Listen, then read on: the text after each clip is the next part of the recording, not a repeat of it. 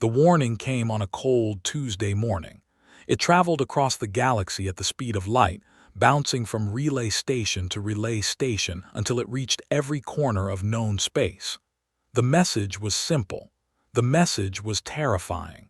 The swarm had awakened. Ambassador was drinking her third cup of coffee when her communicator screamed with emergency alerts. She was stationed on Nexus Prime, the massive space station that served as the home of the Galactic Council.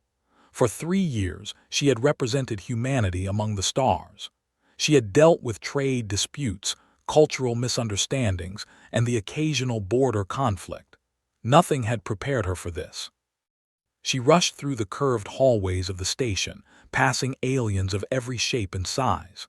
They were tall and slender, their silver skin shimmering under the artificial lights. They moved in groups, their large eyes wide with fear. They marched in tight formations, their mechanical limbs clicking against the metal floor. Even they looked worried and they were supposed to be emotionless. The council chamber was chaos when arrived. Representatives from 30 different species were shouting over each other. Holographic displays showed star maps covered in red warning symbols. At the center of it all stood High Counselor, an ancient who had led the council for 200 years. His normally calm face was tight with fear. "Silence," commanded. His voice was soft, but it carried through the chamber. Everyone stopped talking. "We have confirmed the reports. The swarm has emerged from the dark space beyond the outer rim. They are moving toward the galactic core." Felt her blood run cold. She had heard stories about the swarm. Every species had stories about the swarm. They were the monsters that parents used to scare their children. They were the ancient evil that had destroyed countless civilizations before recorded history. Most people thought they were just legends. They were very, very real. "How long do we have?" asked the representative. His voice was flat and mechanical, processed through a translation device. "Based on their current speed and trajectory, they will reach the first inhabited systems within 6 months, answered. They will reach the galactic core within 2 years. The chamber erupted again. Species that had been enemies for centuries were suddenly united in their terror. Watched as the representative, a being made of living crystal, literally cracked from stress. They were already calling for evacuation ships. Raised her hand. It took several minutes before anyone noticed her. Humans were still new to the galactic community. They had only made first contact 15 years ago. Most species still thought of them as primitive newcomers, barely worthy of attention. "Counselor," said when she finally got the floor, "what do we know about fighting the swarm?" The chamber went quiet. Every alien eye turned to look at her. Some looked confused. Others looked at her with pity, as if she were a child who had asked a foolish question. "Ambassador," said slowly, "one does not fight the swarm. The swarm consumes. The swarm destroys. In all of recorded history, no species has ever defeated them. We can only run." "But surely someone must have tried," pressed. "There must be some data, some information about their weaknesses." The representative spoke up. "Our databases contain records of 743 species that attempted to resist the swarm in previous cycles. All 743 species are now extinct. The swarm does not negotiate. The swarm does not stop. Fighting them is not bravery. It is suicide." Looked around the chamber. She saw fear in every face. These were the most powerful civilizations in the galaxy. They had conquered faster than light travel. They had built wonders that humanity could barely imagine, and they were all ready to run. "So what is the plan?" she asked. "Evacuation," announced.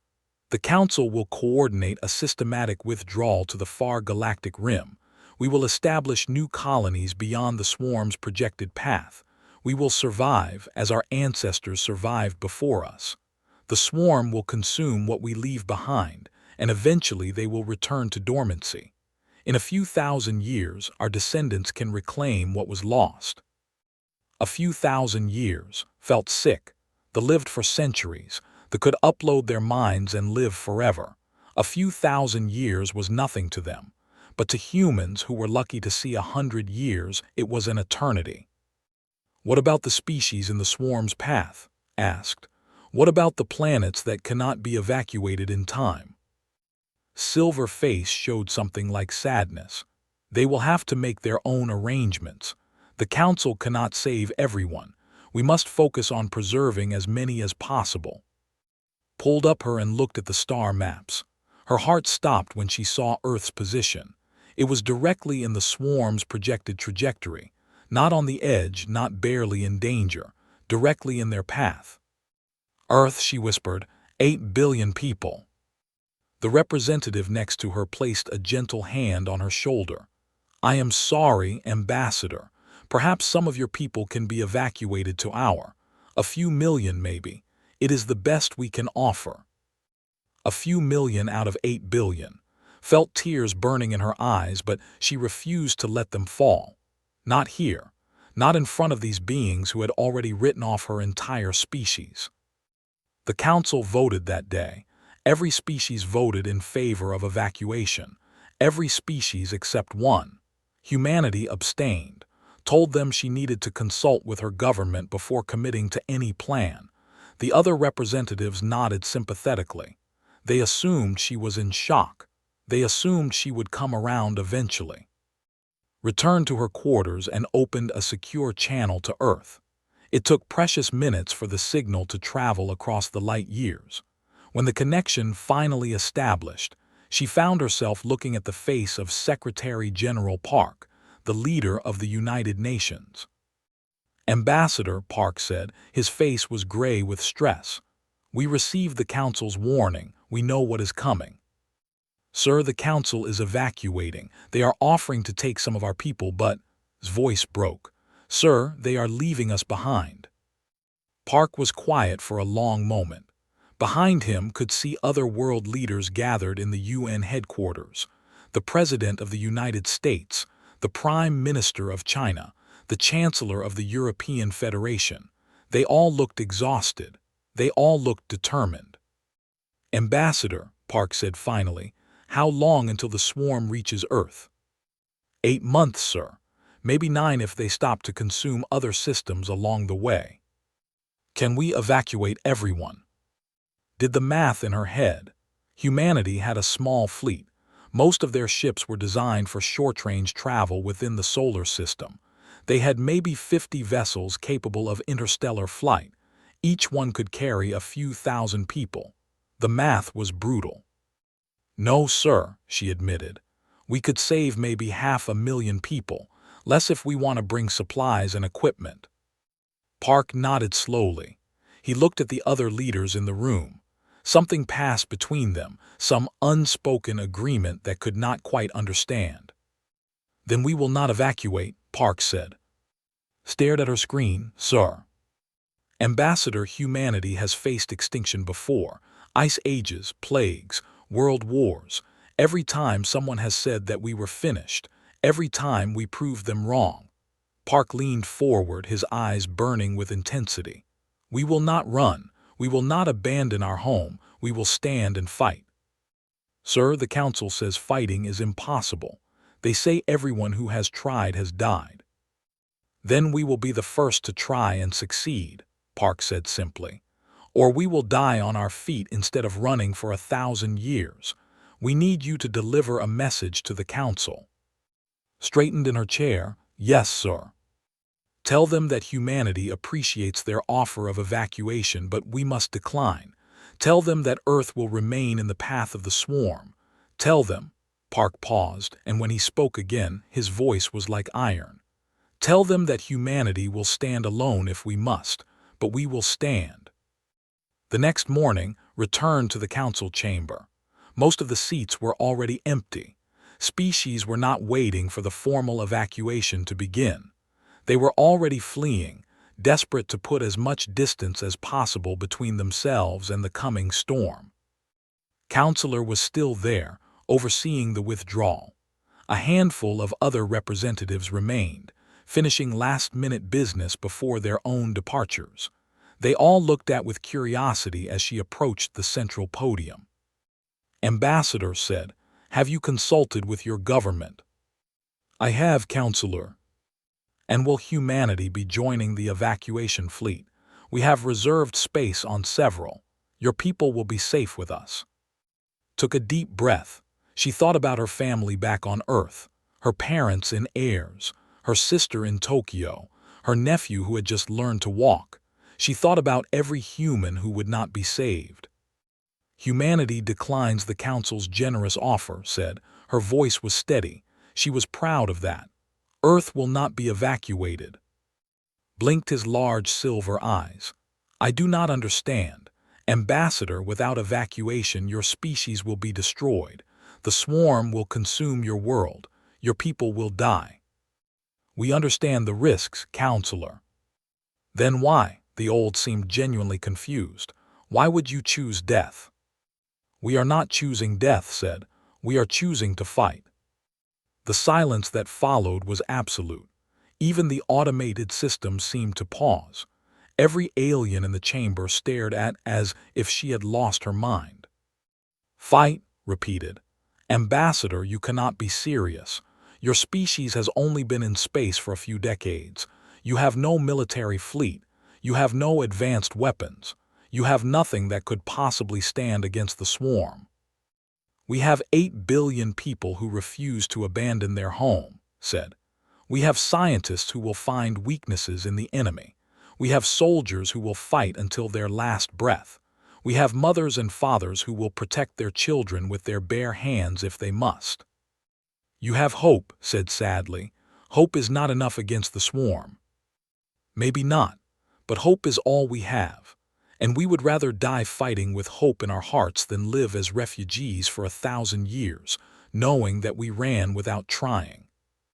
The representative who had offered condolences the day before stepped forward.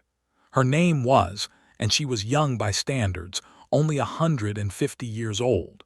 Her silver skin was pale with emotion. "Ambassador," said softly, "please come with us. You personally, you do not have to die with your people. You have served the Council well. We can offer you a place on my personal ship. You can start a new life among the stars." Looked at, she saw genuine concern in those large alien eyes. She saw friendship or something close to it. For a moment she was tempted. She could live. She could survive. She could watch from a safe distance as everything she loved was destroyed. "Thank you," said gently, "but my place is with my people. I will return to Earth on the next transport." His eyes filled with something that might have been tears. "Then I will remember you.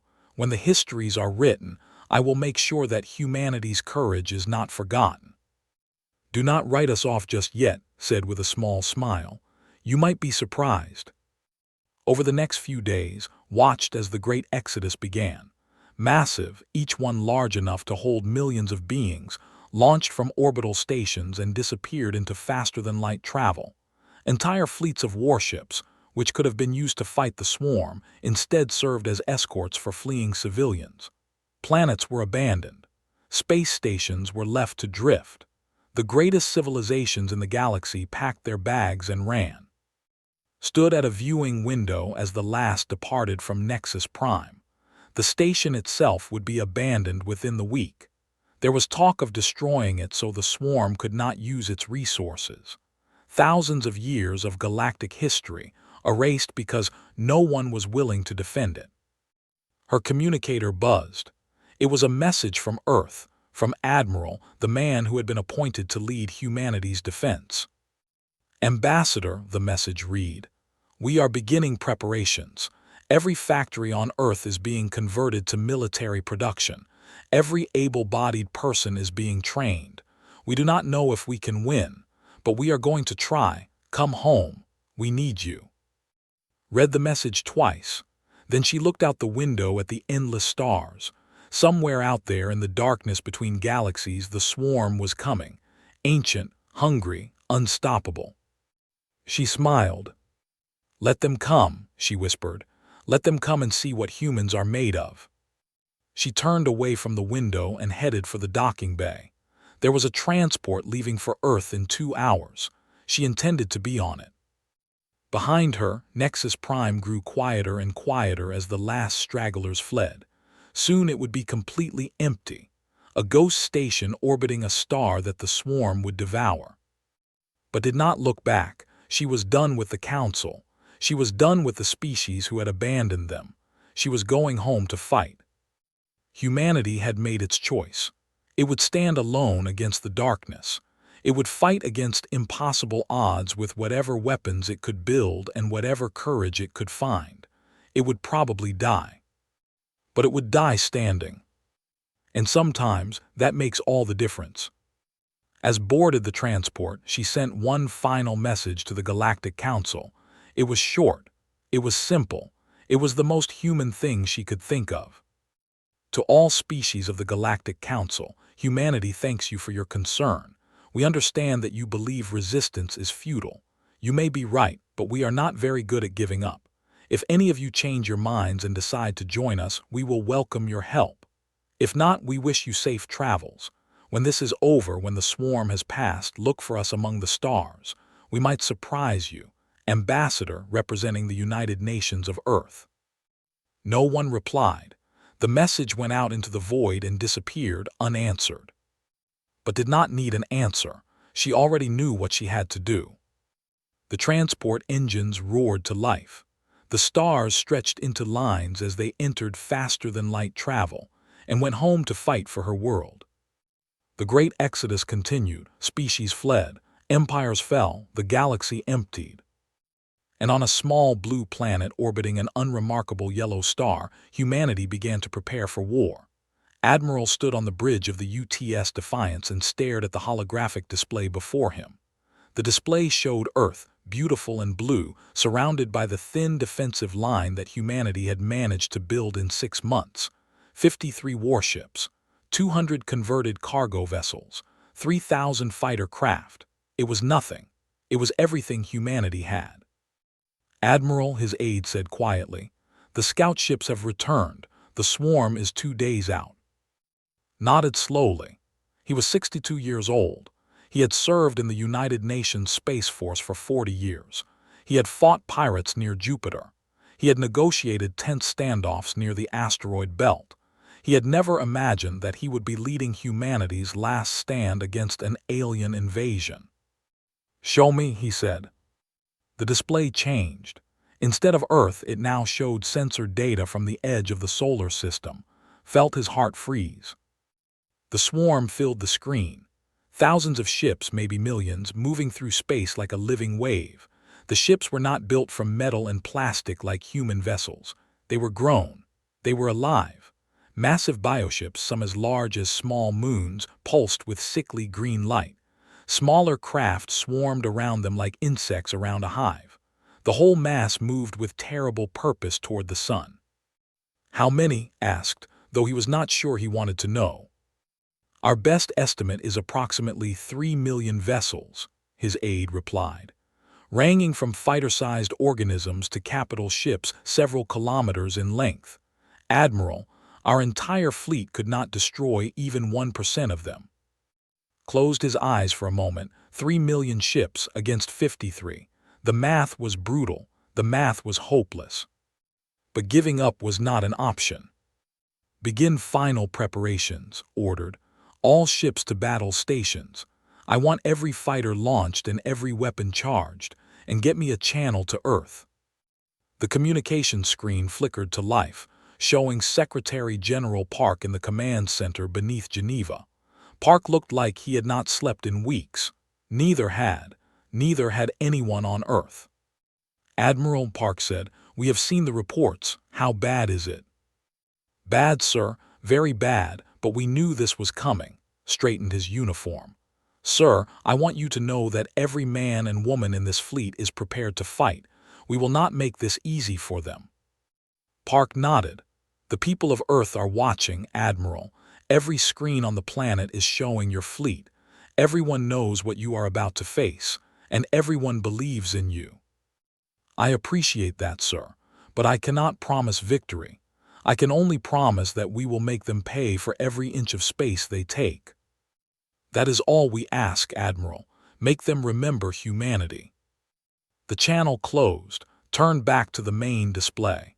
The swarm was growing closer. In 2 days, they would reach the outer planets. In 3 days, they would be at Earth's doorstep, and humanity's little fleet would be the only thing standing in their way. Activated the fleet-wide communication system. His voice would reach every ship, every fighter, every brave soul who had volunteered to stand in the path of destruction. All hands, this is Admiral. You all know why we are here. You all know what is coming. I will not lie to you and say that we are going to win. I will not promise that we will all survive. But I will tell you this. We are the only thing standing between that monster and our families, our friends, our home. He paused, looking around the bridge at the faces of his crew. Young faces, scared faces, determined faces. The other species of this galaxy told us that fighting the swarm is suicide. They told us that resistance is impossible. They ran because they believed that. But they forgot something. They forgot that humans do not know how to give up. They forgot that we have been fighting impossible odds since we crawled out of caves and faced down predators with nothing but sticks and stones. His voice grew stronger. Today we face the biggest predator the galaxy has ever seen, and maybe we will lose. Maybe this is the end for humanity. But by God, we are going to show this swarm what happens when you back a human into a corner. We are going to make them bleed. We are going to make them hurt. And if we die, we are going to die so loud that the entire galaxy will hear it. He took a deep breath. All ships prepare for combat. May God be with us all. Out. The next 2 days passed in a blur of final preparations. Engineers made last-minute repairs to ships. Soldiers wrote letters to their families. Pilots ran simulation after simulation, trying to find any tactic that might give them an edge. The mood was somber but not defeated. Everyone knew what was coming. Everyone was ready to face it. On the morning of the 3rd day, the swarm reached Saturn. Watched the video feeds from automated observation stations as the alien fleet passed the ringed planet. The swarm did not slow down. They did not stop to investigate. They simply flowed past like a dark river, ignoring Saturn and its moons as if they did not exist. They were heading straight for Earth. They are not stopping for resources, noted. They are coming directly for us. The swarm prioritizes populated worlds, his science officer explained. They consume biomass first. Planets with life are their primary targets. Saturn's moons are barren. Earth has 8 billion people. 8 billion people. 8 billion sources of food for the monsters coming their way. Then we meet them at Mars, decided. It is the best defensive position we have. Tell the fleet to move out. The human fleet accelerated toward the red planet. They arrived hours before the swarm, giving them time to position themselves among the Martian moons and orbital stations. It was not much of an advantage, but it was something. The Mars Defense Station was humanity's largest military installation outside of Earth. It had been built as a waypoint for deep space missions. Now it would serve as a fortress. Its massive rail guns could fire projectiles at incredible speeds. Its missile batteries held thousands of nuclear warheads. If the swarm wanted to reach Earth, they would have to go through Mars first. Established his command center on the station. From there, he could coordinate the entire fleet while the station's guns added their firepower to the battle. The swarm arrived at noon, Earth time. They came out of the darkness like a living nightmare. The first wave was the smallest ships, organic fighters that moved with terrible speed. Behind them came the medium vessels, covered in armor made of bone and chitin. And behind those came the capital ships, massive creatures that could swallow human destroyers whole. All ships open fire, ordered. The battle began. Humanity's weapons were not designed to fight aliens. They were designed to fight other humans, but it turned out that physics worked the same for everyone. The rail guns of the Mars station hurled metal slugs at incredible velocities. When they hit the swarm ships, the results were spectacular. The first bioship to enter range exploded in a shower of green blood and organic debris. "They can be killed," someone on the bridge whispered. "Of course they can be killed," said grimly. "Everything can be killed. The question is whether we can kill enough of them." The human fleet launched everything they had. Nuclear missiles streaked toward the swarm, detonating in brilliant flashes that consumed dozens of bioships at once. Fighter craft engaged the enemy fighters in desperate dogfights among the asteroids. Laser batteries carved burning lines through organic hulls. The swarm died. They died by the hundreds. They died by the thousands. Every weapon humanity possessed claimed its share of alien victims. But the swarm kept coming. For every ship that humanity destroyed, 10 more took its place. The alien fighters were faster than human ships. The medium vessels absorbed incredible punishment before dying, and the capital ships, the giant monsters at the heart of the fleet, seemed almost immune to conventional weapons. The first human ship to die was the destroyer UTS Hammer. She was overwhelmed by a swarm of smaller craft that attached to her hull and began eating through the metal. Her captain, Commander Sarah Wright, ordered her crew to abandon ship while she overloaded the reactor. The resulting explosion took out nearly 100 enemy ships. "Wright's sacrifice will be remembered," said quietly. "All ships maintain formation. Do not let them break through." But the swarm was relentless. More human ships fell: the frigate Courage, the battleship Thunder, the carrier Hope, destroyed while trying to recover her fighters. Each loss was a knife in its heart. Each loss meant friends and colleagues dead, families destroyed, futures ended. The battle raged for 6 hours. By the end, humanity had lost a third of its fleet, but the swarm had lost nearly 500,000 ships. The space around Mars was filled with debris, a graveyard of organic and mechanical wreckage floating among the stars. And the swarm stopped, stared at the display, not quite believing what he was seeing. The alien fleet had halted its advance. The remaining bioships were pulling back, regrouping in a massive formation beyond the reach of Mars's guns. "What are they doing?" his aide asked. "I do not know," admitted. "They have never done this before. Every report says the swarm attacks until they win or are completely destroyed. They do not retreat." His science officer was frantically analyzing the sensor data. "Admiral, I think I understand. The swarm operates with a hive mind. They share information across the entire fleet. What happens to one ship is learned by all of them. So they learned that we can hurt them. For the first time in thousands of years, they encountered a species that actually made them pay a price for their attack. They are adapting. They are thinking about how to deal with us." Felt a strange mix of emotions. Fear, because a thinking enemy was more dangerous than a mindless one. Hope, because if the swarm had to stop and think, maybe they were not as unstoppable as everyone believed. "How long until they attack again?" "Unknown, sir. Hours, days. There is no way to tell." Made a decision.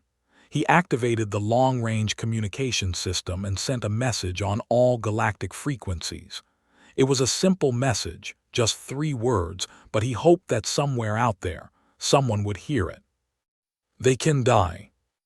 The message went out into the void. It passed the fleeing refugee fleets. It reached the distant relay stations. It spread across the galaxy like ripples on a pond. For days, nothing happened. The swarm remained in place, studying humanity's defenses. Humanity used the time to repair what ships they could and reinforce their positions. More weapons were shipped up from Earth. More volunteers arrived to replace the fallen. The human race was digging in for a long fight. On the 4th day, a response came. It was from the fleet, halfway to the galactic rim. "We received your message, Admiral. Our analysis confirms your claim. You have destroyed 473,291 swarm vessels. This is more than any species has destroyed in the last 10,000 years. It is still not enough to stop them. But it is Impressive. We will remember your species when you are gone. Read the message and laughed bitterly. Impressive. They thought it was impressive that humanity was dying slowly instead of quickly. That was the best they could offer. Reply to them, told his communications officer. Tell them that we are not done yet.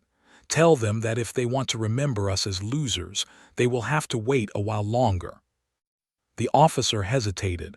Sir, do you think they will respond? No, admitted. But I want them to know that we have not given up. I want them to feel ashamed every time they think about us. Maybe shame will do what reason could not. A week passed. The swarm finally began moving again, but this time they did not attack head-on.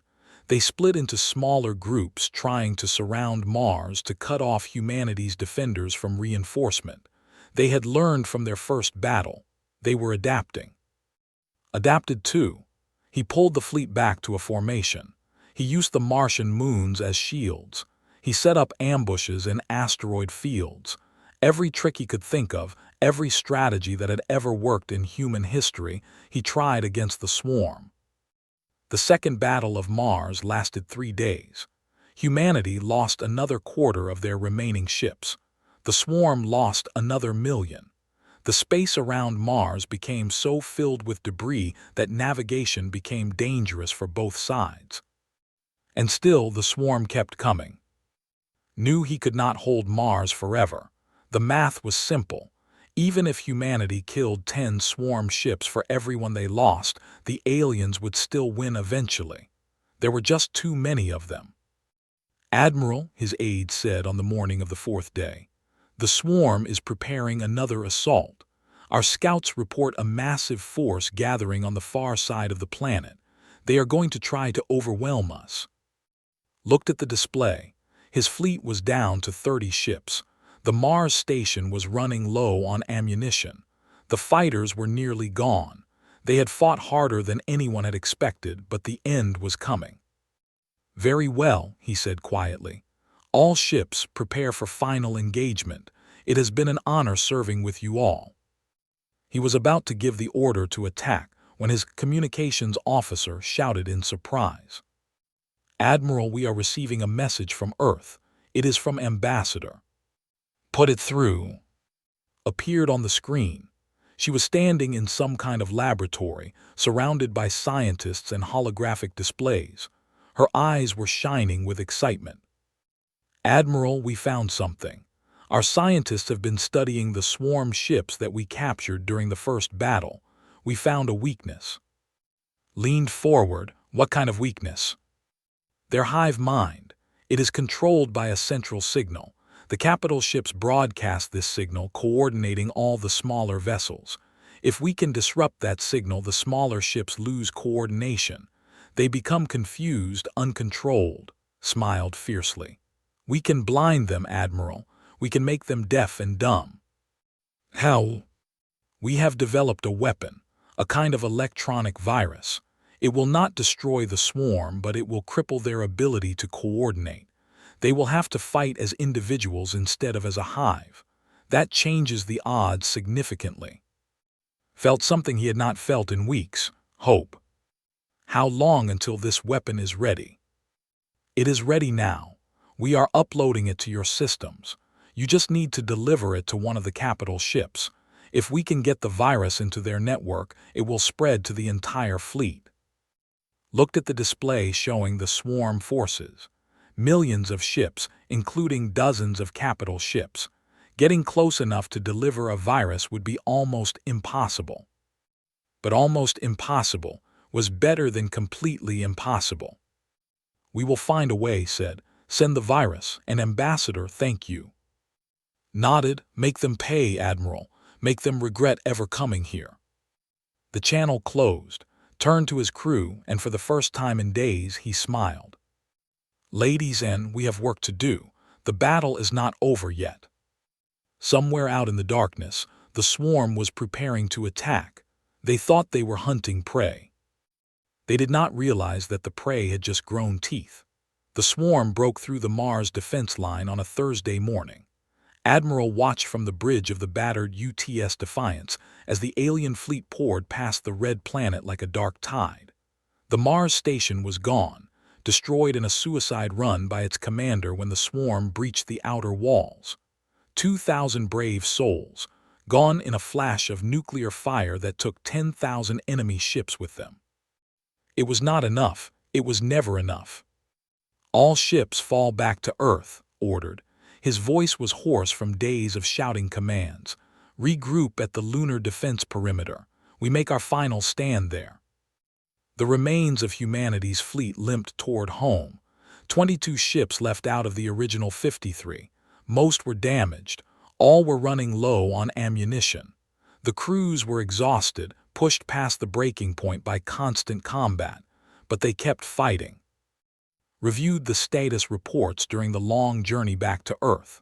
The virus weapon that Ambassador had delivered was ready, uploaded to every ship's systems, but they still had not found a way to deliver it. The capital ship stayed at the center of the swarm formation, protected by millions of smaller vessels. Every attempt to reach them had failed. "We need a new strategy," muttered to himself. "Something unexpected, something they will not see coming." His aide, Lieutenant Commander James Park, sat down beside him. Park was young, barely 30, but the last few weeks had aged him decades. There were streaks of gray in his black hair that had not been there before. "Admiral," Park said quietly, "the crews are talking. They know we cannot win a straight fight. Some of them are suggesting alternatives." "What kind of alternatives?"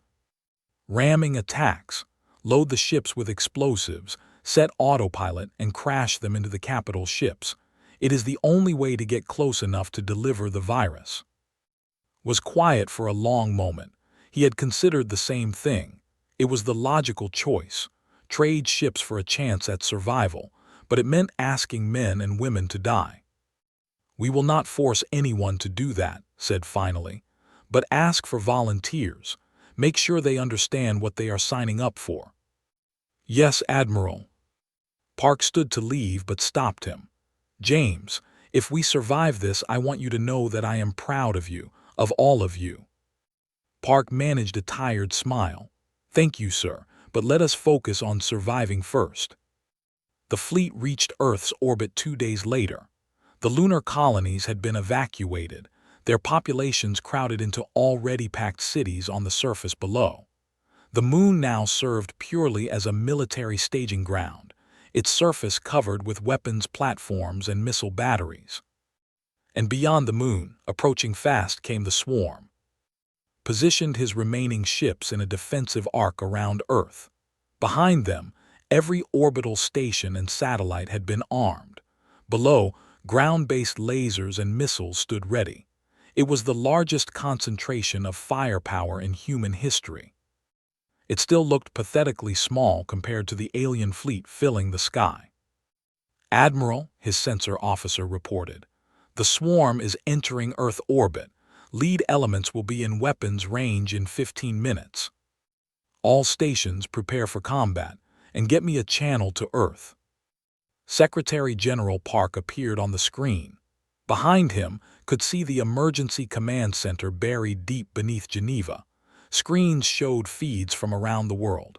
People gathered in public squares, watching the sky. Families huddled in shelters. Soldiers manned every defense post on the planet. "Admiral," the Secretary General said, "the world is watching. Whatever happens next, know that humanity stands with you." "Sir, I need you to prepare for the worst. If the fleet falls, the swarm will begin landing operations. Every city will need to be defended." "We are ready.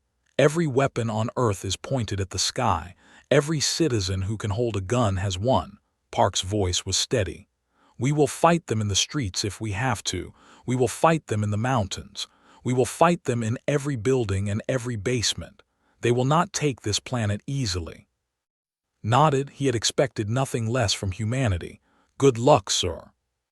"Good luck, Admiral." The channel closed, turned back to the main display just as the first swarm ships entered weapons range. "All ships open fire." The battle for Earth began. It was nothing like the Battle of Mars. The swarm had learned from their earlier mistakes. They did not charge blindly into humanity's guns. Instead, they spread out, surrounding Earth from all directions. They attacked in waves, probing for weaknesses, testing defenses. When they found a strong point, they pulled back and tried somewhere else. The fighting was everywhere. Above the Pacific, a group of swarm ships broke through the outer perimeter and had to be destroyed by suicide runs from 3 human destroyers. Over Europe, thousands of alien fighters swarmed the lunar defense platforms, overwhelming them with sheer numbers. Near the North Pole, a swarm capital ship attempted to land directly on the surface, but was destroyed by concentrated ground fire from 100 different batteries. Directed the battle from the Defiance, moving ships to plug holes, concentrating firepower where it was needed most. He had not slept in 3 days. His hands shook from exhaustion and too much coffee, but he refused to rest. His people were dying. He would not leave them. The first swarm landing succeeded on the 3rd day of the battle. A group of medium-sized bioships broke through the defenses over South America and crashed into the Amazon rainforest. The ships split open, releasing thousands of ground troops. The creatures were nightmares made flesh, multi-legged horrors with too many teeth and eyes. They began spreading through the jungle, consuming everything in their path.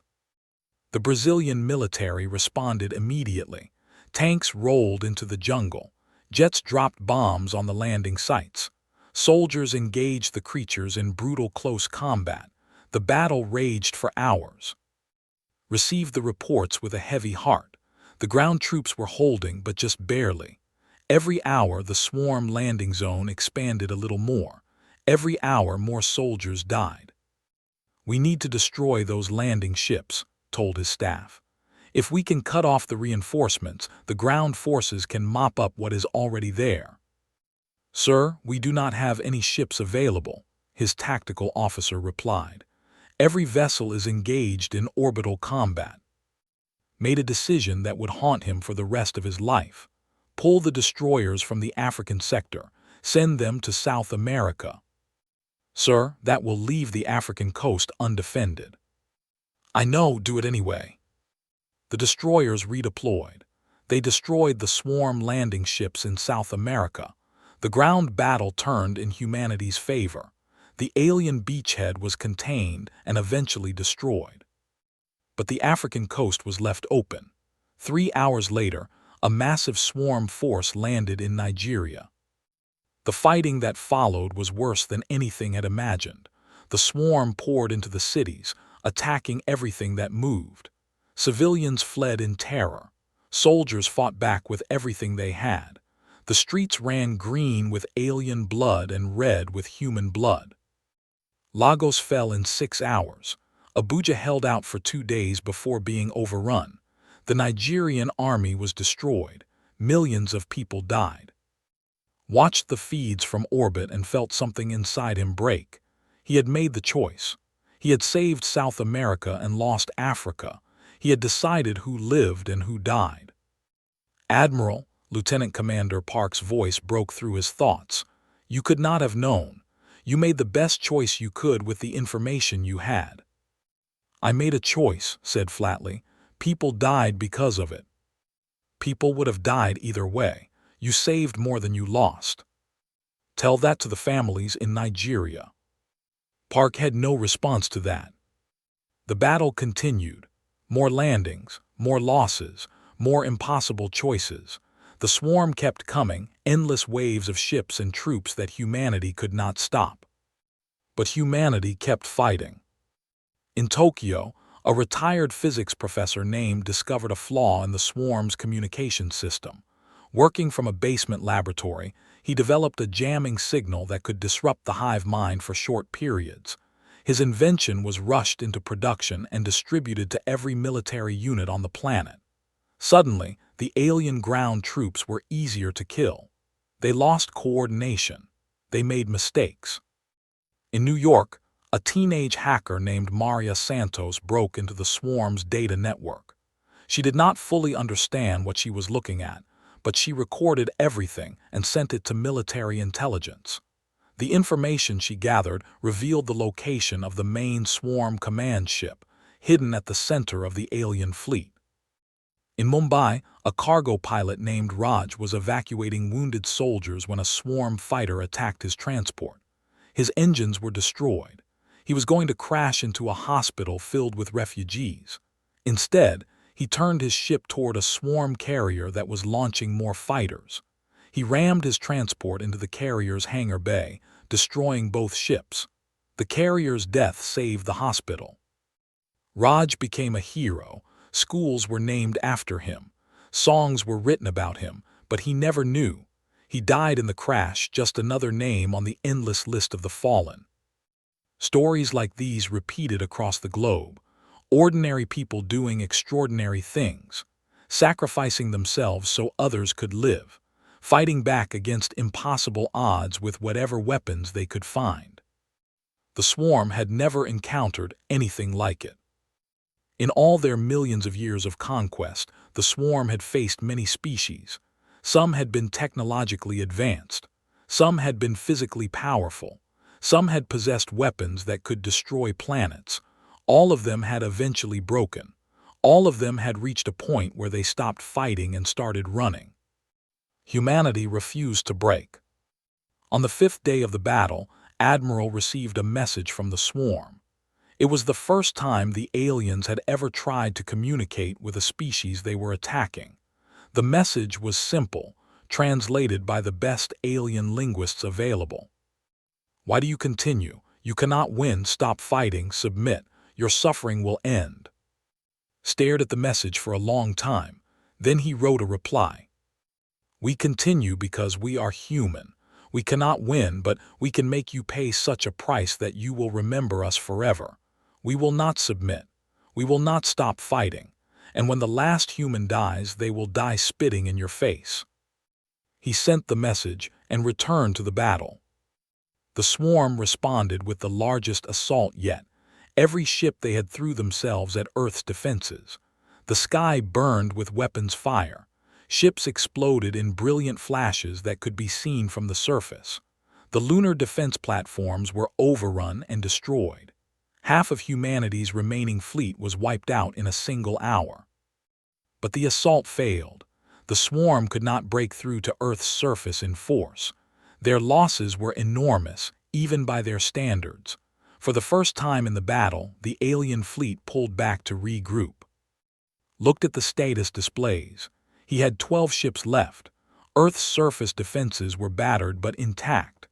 The swarm still had millions of vessels, but they had lost nearly half their original force.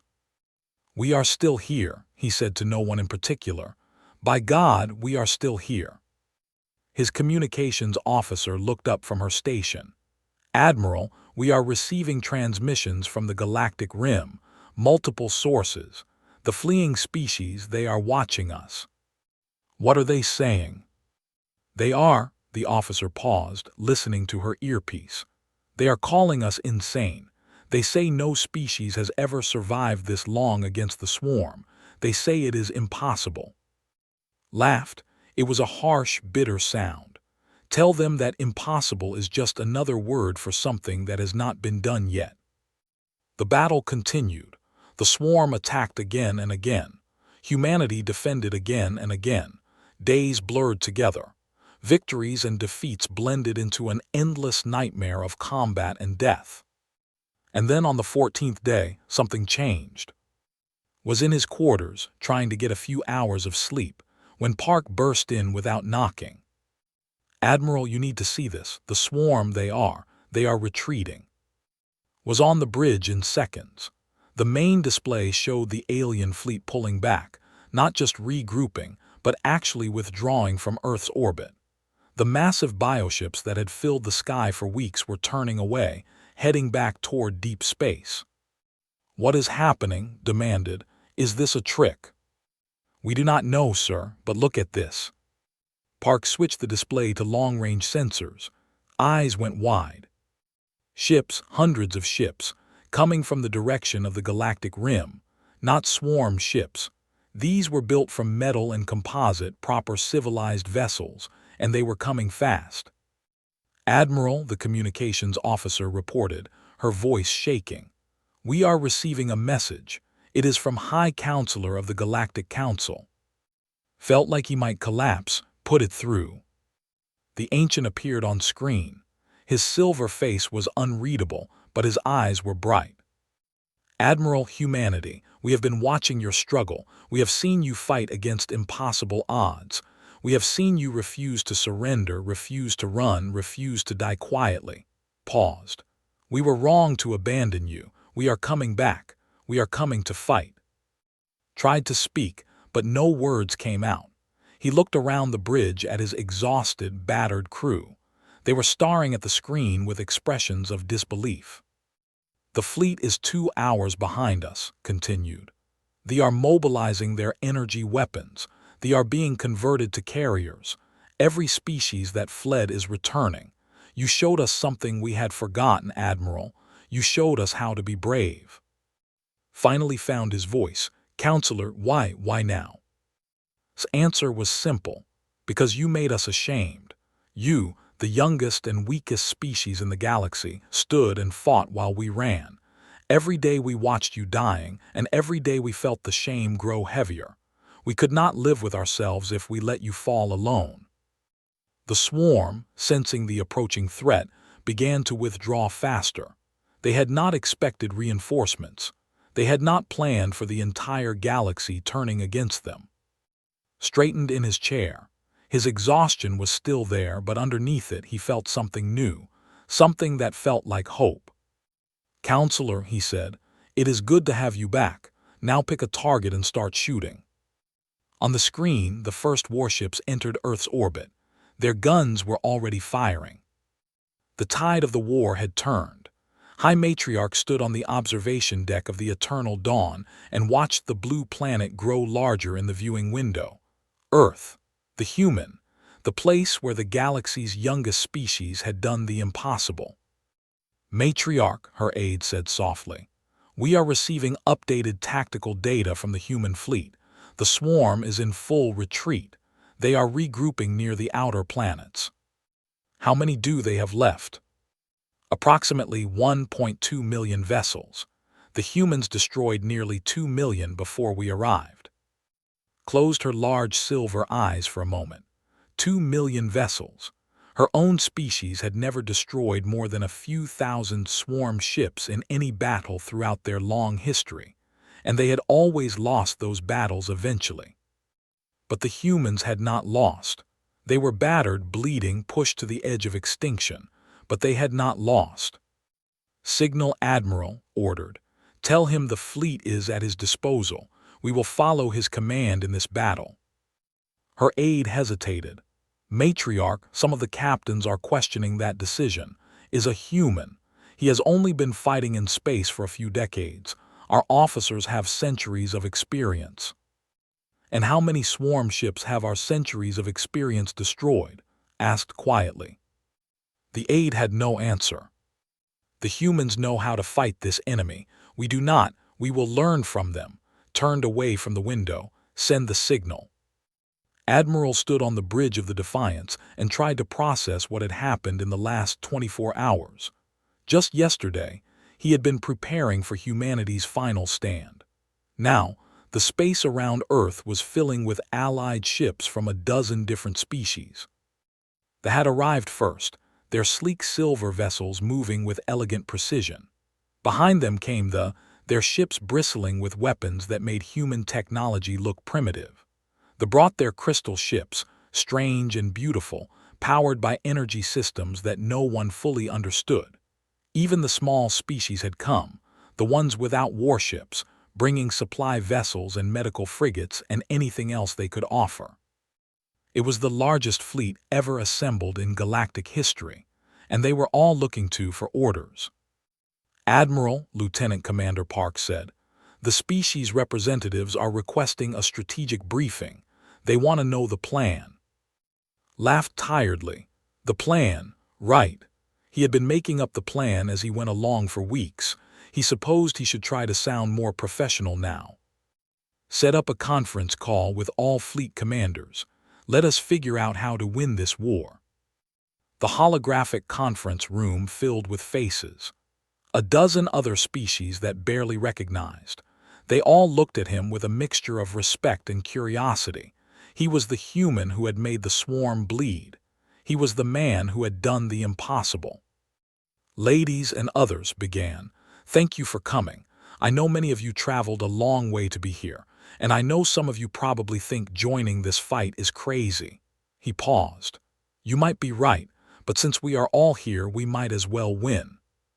A ripple of something like amusement passed through the assembled commanders. Here is the situation. The swarm has retreated to the outer system, but they have not left.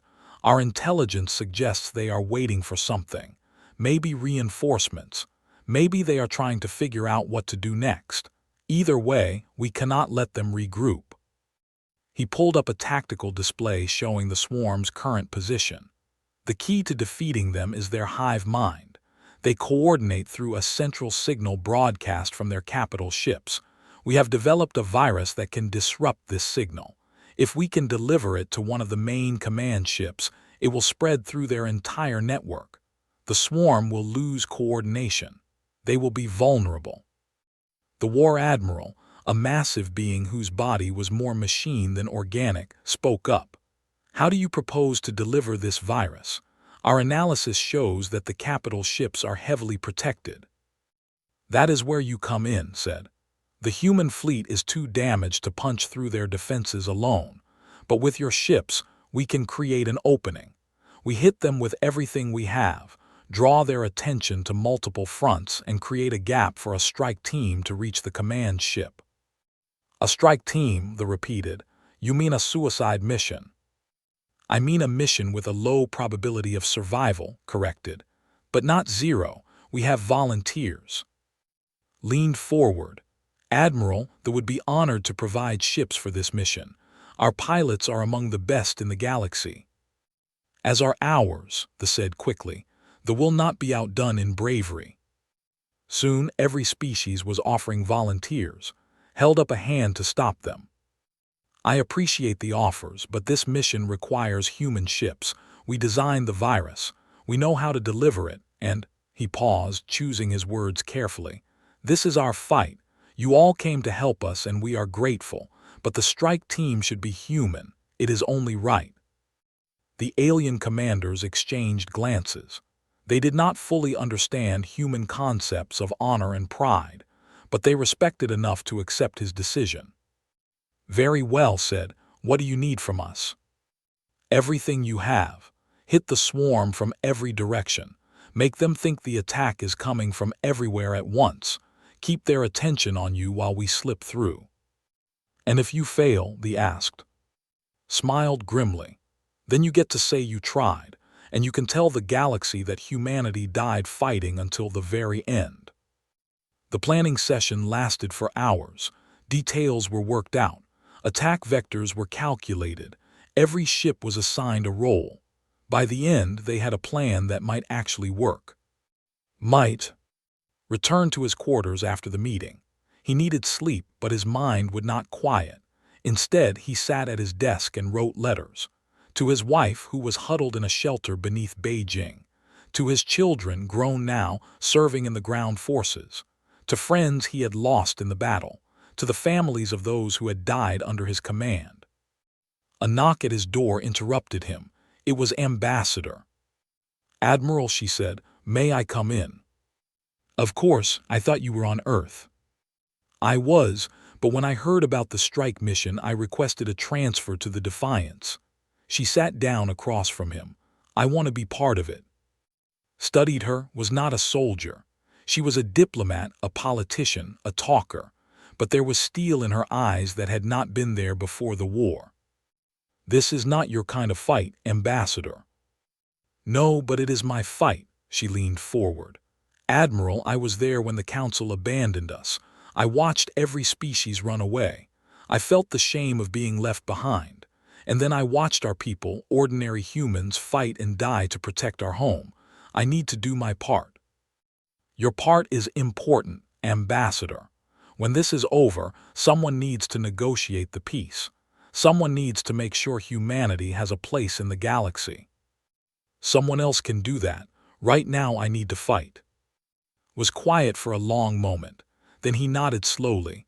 Very well. Report to the strike team briefing at 600. And Ambassador, welcome aboard.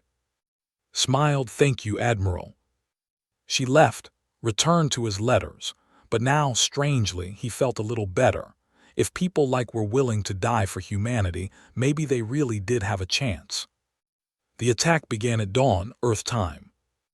The Allied fleet moved out from Earth's orbit in a massive wave. Cruisers took the lead, their silver hulls gleaming in the light of the sun. Dreadnoughts followed, their weapons charging with deadly energy. Crystal ships sparkled like moving stars, and mixed among them, battered but proud, were the surviving ships of humanity's fleet. The swarm responded immediately. They had been watching, waiting, preparing. As the Allied fleet approached, they formed into a defensive formation, millions of bioships creating a living wall between the attackers and the capital ships at their center. All ships engage, ordered. The battle was unlike anything the galaxy had ever seen. Energy beams and rail gun rounds and crystal weapons fire poured into the swarm formation. Bioships exploded by the thousands. The swarm fought back with their own weapons, organic projectiles and acid sprays and ramming attacks that destroyed Allied ships wherever they struck. But the Allies kept coming. The dreadnoughts absorbed incredible damage and kept firing. The cruisers danced through the chaos with impossible grace, their pilots centuries old and experienced in ways that humans could not imagine. They channeled energy through their crystal ships, creating beams of destruction that cut through swarm formations like knives. And the humans fought like demons. Directed the battle from the Defiance, his ship at the heart of the human formation. Around him, the surviving crews of humanity's fleet threw themselves at the enemy with reckless courage. Destroyers made kamikaze runs into swarm carriers. Fighters sacrificed themselves to protect larger vessels. Every human ship fought as if the fate of the galaxy depended on them. Because it did. Admiral, Park reported. The swarm is redeploying. They are pulling ships from the western flank to reinforce the center. Saw the opening. Now strike team, go now. A small group of ships broke away from the main battle. 3 human destroyers and a modified corvette carrying Ambassador and the virus payload. They dove into the gap in the swarm's defenses, racing toward the massive command ship at the center of the alien fleet. The swarm noticed too late. By the time they reacted, the strike team was already past the outer defenses. But they were not through yet. Swarm fighters swarmed the strike team, attacking from every direction. The first destroyer, the UTS Courage, was overwhelmed and destroyed, her crew fighting to the last moment. The second destroyer, the UTS Hope, covered the corvette's advance until a swarm ram ship cut her in half. Only the UTS Valor and the corvette remained. Commander Sarah, captain of the Valor, made her decision without hesitation. Corvette, continue to the target. We will cover you. Valor, you cannot hold them alone, protested from the corvette. Watch me, smiled grimly. Ambassador, make this count. Make sure those monsters never forget what humans are capable of. The Valor turned to face the pursuing swarm ships. Her guns blazed, destroying enemy after enemy, but there were too many. They surrounded her, attaching to her hull, eating through her armor. Knew she was dead. She knew her crew was dead. She activated the self-destruct. The Valor exploded in a ball of nuclear fire, taking hundreds of swarm ships with her. The blast cleared a path to the command ship. The corvette was alone. Stood on the tiny bridge, watching the massive swarm command ship fill the. It was enormous, larger than any ship she had ever seen. Its surface pulsed with sickly light, and strange organic structures protruded from its hull like tumors. We are in weapons range, the corvette's pilot reported, preparing to launch the virus payload. Do it. A single missile launched from the corvette, carrying the virus that human scientists had created. It streaked toward the command ship, past the few remaining defenders, and struck the organic hull. For a moment, nothing happened. Then the command ship shuddered. The lights on its surface flickered. Strange sounds emerged from its hull, sounds that might have been screams if the swarm had voices. And across the entire swarm fleet, chaos erupted. The hive mind signal was gone. Millions of bioships suddenly lost their coordination. They stopped attacking in unison and began moving randomly, crashing into each other, firing at nothing. The great swarm, the terror of the galaxy for millions of years, became nothing more than a confused mob. It worked, whispered. By God, it worked. The corvette turned and raced back toward the Allied fleet. Behind them, the swarm was tearing itself apart. Without the hive mind to guide them, the individual creatures could not function. They were lost, frightened, dying. The Allied fleet did not hesitate. Every ship concentrated fire on the confused enemy. Bioships exploded by the tens of thousands. The swarm, which had seemed invincible just hours ago, was being destroyed. Watched the destruction from the Defiance's bridge. His eyes were wet with tears he did not bother to hide. Park, he said, send a message to Earth, tell them we won. Yes, Admiral. And Park, tell them to start planning the victory party. Despite everything, despite the exhaustion and the grief and the losses they had suffered, Park laughed. Yes, Admiral. The Battle of Saul was over, the swarm was defeated, and humanity, against all odds, had survived. But the work was not done yet. Across the system, pockets of swarm resistance remained. Ships that had somehow maintained their coordination, or creatures that fought on pure instinct. It would take days to hunt them all down, to make sure every last enemy was destroyed. And then there would be the rebuilding. Earth was, millions were dead, cities were destroyed. The scars of the invasion would take generations to heal. But humanity would heal. Humanity always healed. On the bridge of the Defiance, Admiral sat in his command chair and watched the stars. Somewhere out there, Ambassador's corvette was making its way back to safety. Somewhere out there, the Allied fleet was finishing off the swarm remnants. Somewhere out there, a galaxy was watching and wondering what happened next. Smiled. It was a tired smile, but it was genuine. Humanity had stood alone. Humanity had fought alone. And when the galaxy finally returned, humanity had welcomed them and led them to victory. It was, thought, a pretty good start for a young species. His eyes closed, and for the first time in weeks, Admiral slept peacefully. The war was won. The final battle began 3 days after the virus struck the swarm. Admiral stood on the bridge of the Defiance and studied the tactical display showing what remained of the enemy fleet. The scattered bioships had gathered near Neptune, clustering around the last surviving command ship. Without the hive mind to coordinate them, they moved erratically, bumping into each other, firing at shadows. But they were still dangerous. They still had weapons. And the command ship was trying to restore the hive mind signal. If they succeed in reconnecting, the War Admiral said during the planning session, the swarm will regain coordination. We must destroy that last command ship before the signal is restored. Nodded slowly. He looked around the conference room at the assembled commanders and a dozen other species. They had fought together, bled together, died together. 3 weeks ago, they would not have believed such cooperation was possible. Now it felt natural. The command ship is heavily protected, said. Even without full coordination, the swarm ships around it will fight to defend it. Any attack will suffer heavy losses. We have already suffered heavy losses, High Matriarch said quietly. What is a few more if it means ending this threat forever?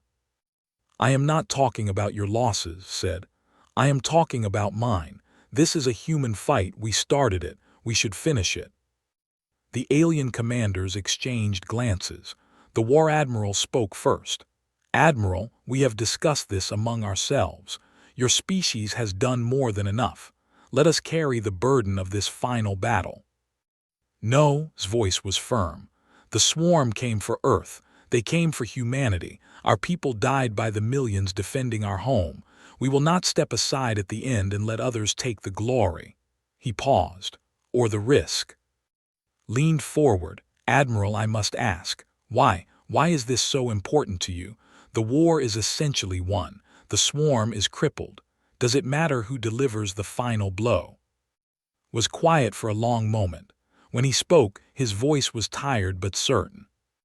"When this started, every species in the galaxy told us we were fools for fighting. They told us resistance was suicide. They were right in a way. Fighting the swarm was insane, but we did it anyway. And because we did, you came back. You found your courage again." He looked around the room. "If we step aside now, if we let others finish what we started, the story changes. It becomes a story about how the galaxy saved humanity. We cannot let that happen." "What story do you want it to be?" asked. "I want it to be the truth. I want future generations to know that humanity stood alone against the darkness. I want them to know that we did not wait to be rescued. I want them to know that when the galaxy gave up hope, we kept fighting until hope came back," smiled grimly.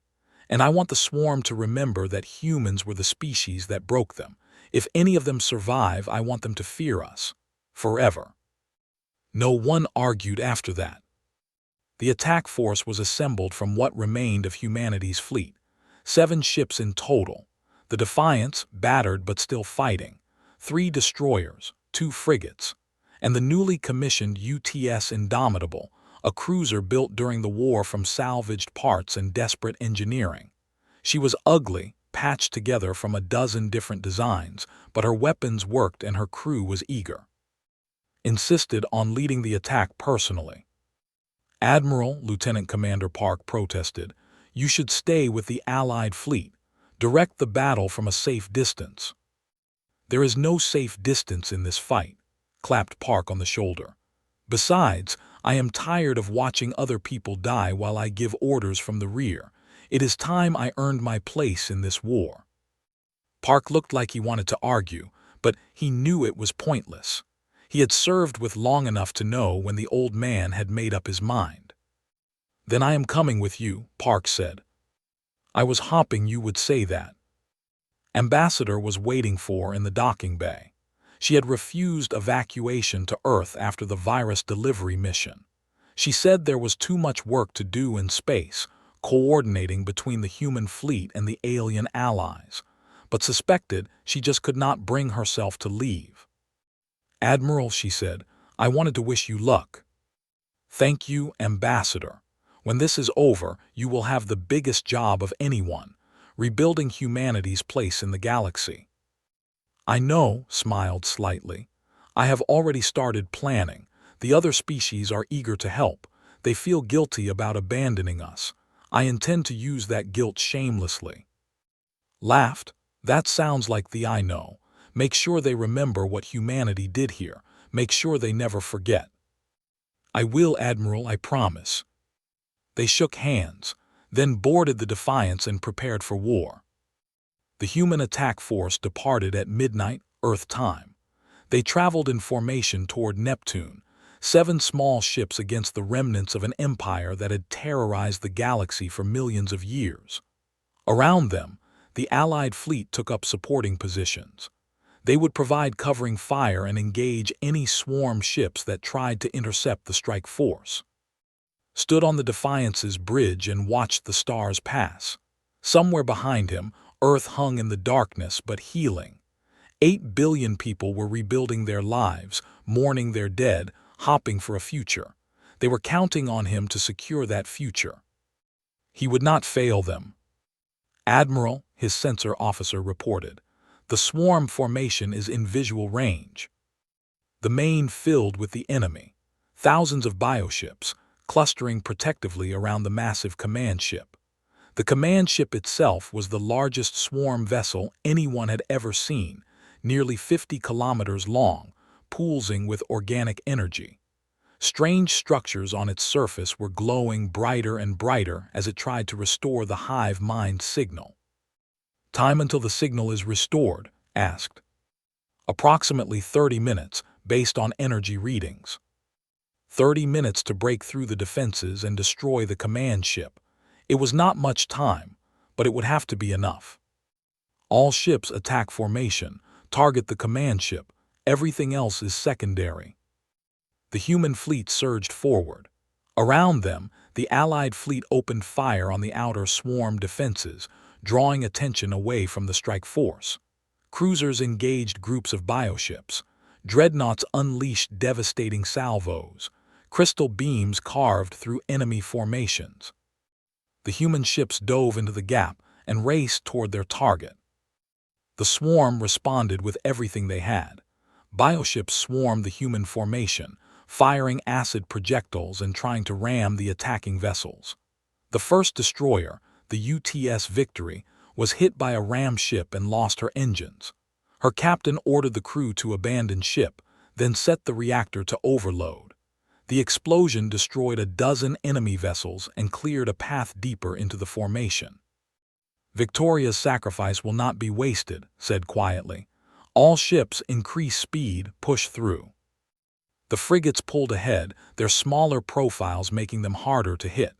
They drew enemy fire away from the larger ships, their point defense weapons working overtime to shoot down incoming projectiles. One frigate, the UTS Reliant, was overwhelmed and destroyed. The other, the UTS Resilient, kept fighting. The destroyers spread out, each one targeting clusters of swarm ships. Their rail guns tore through bioarmor. Their missiles found targets in the chaos.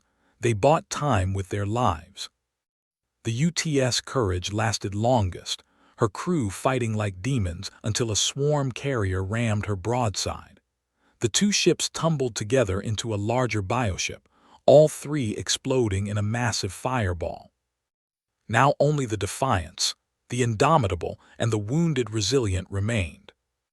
"Command ship in range," the weapons officer reported. "All weapons fire." The three ships unleashed everything they had: rail gun rounds, missiles, energy weapons salvaged from alien allies. The barrage struck the command ship's hull, tearing holes in its organic armor, exposing the pulsing structures beneath. But the command ship was massive. The damage was significant, but it was not enough. "The signal restoration is accelerating," the sensor officer reported, voice tight with fear. "They are routing more power to the broadcast systems. 10 minutes until full restoration." Made his decision instantly. Helm set collision course with the command ship, maximum speed. The bridge went silent. Everyone knew what that order meant. Park stepped forward. "Admiral, there might be another way." "There is no other way." His voice was calm. "The Defiance is too damaged to survive another engagement anyway. We barely have life support. We have almost no ammunition left. The only weapon we have left is the ship itself." "Then let me stay. Let me pilot the ship while you evacuate." "No, I have given enough orders for other people to die. It is time I followed my own orders for once." Looked around the bridge at his crew. "All hands, abandon ship. Get to the escape pods. That is an order." No one moved. "Admiral," Park said quietly, "we have served together for 5 years. I am not leaving now." The sensor officer spoke up. "My brother died at Mars. I want to see this through." "My wife is on Earth," the weapons officer added. "If we do not stop the swarm here, they will try again. I am staying." One by one, every member of the bridge crew refused to leave. Looked at them, these brave men and women who had followed him through impossible battles, and felt his eyes grow wet. "You are all insubordinate," he said, his voice rough with emotion, "and I have never been prouder to serve with you." He turned to the communications officer. "Send a message to the Indomitable and the Resilient. Tell them to break off and get clear, and send a message to the Allied fleet. Tell them," he paused, searching for the right words, "tell them it has been an honor." The messages were sent. The two remaining human ships reluctantly pulled back. The Defiance, alone now, accelerated toward the command ship. The swarm saw the danger. Bioships swarmed toward the Defiance trying to stop her, but it was too late. She was too close, moving too fast. Projectiles hammered her hull. Acid ate through her armor. Systems failed one by one. Watched the command ship grow larger and larger on the strange structures on its surface were glowing brighter now, almost ready to restore the hive mind. Almost ready to reconnect the swarm and start the nightmare all over again. Almost there, he murmured. An explosion rocked the ship. The lights went out. Emergency power kicked in, casting everything in red. Hull breach in multiple sections, someone reported. We are losing atmosphere. Stay the course, almost there. The command ship filled could see details now, organic patterns that might have been writing or art or something else entirely. The swarm was alien in ways that no one fully understood. Maybe, in another universe, they could have communicated. Maybe they could have found peace. But not in this universe, not after everything they had done. Impact in 10 seconds, the helm officer announced. Stood from his command chair. He thought about his wife, safe in Beijing. He thought about his children, brave soldiers fighting on the ground. He thought about all the people he had lost, all the sacrifices that had led to this moment. It has been an honor, he said softly. The Defiance struck the command ship at maximum velocity. The kinetic energy was enormous, more than enough to penetrate the organic armor and reach the core. The ship's reactor, already damaged and unstable, went critical on impact. The explosion was visible from Earth.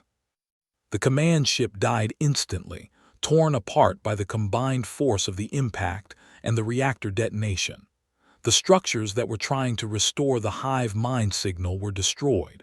The signal died forever. And across the system, the surviving swarm ships went completely still. Without the command ship, without any hope of restoring coordination, the swarm had nothing left. The remaining bioships drifted aimlessly, their weapons silent, their engines dead. They were not destroyed. They simply gave up. The Allied fleet moved in carefully, destroying the helpless swarm vessels one by one. It was not a battle anymore. It was cleanup. High Matriarch watched from the observation deck of the Eternal Dawn as the last swarm bioship was destroyed. They showed the wreckage of the command ship, still burning in the darkness of space. Somewhere in that wreckage was what remained of the Defiance and her crew. They did it, she whispered. They actually did it. Ambassador stood beside her. Her face was wet with tears, but her voice was steady. Admiral always said that humans do not know how to give up. I guess he was right. He was more than right. Turned to face the human ambassador. Ambassador, on behalf of the Galactic Council, I extend our deepest condolences for your losses, and our deepest gratitude. Humanity has saved us all.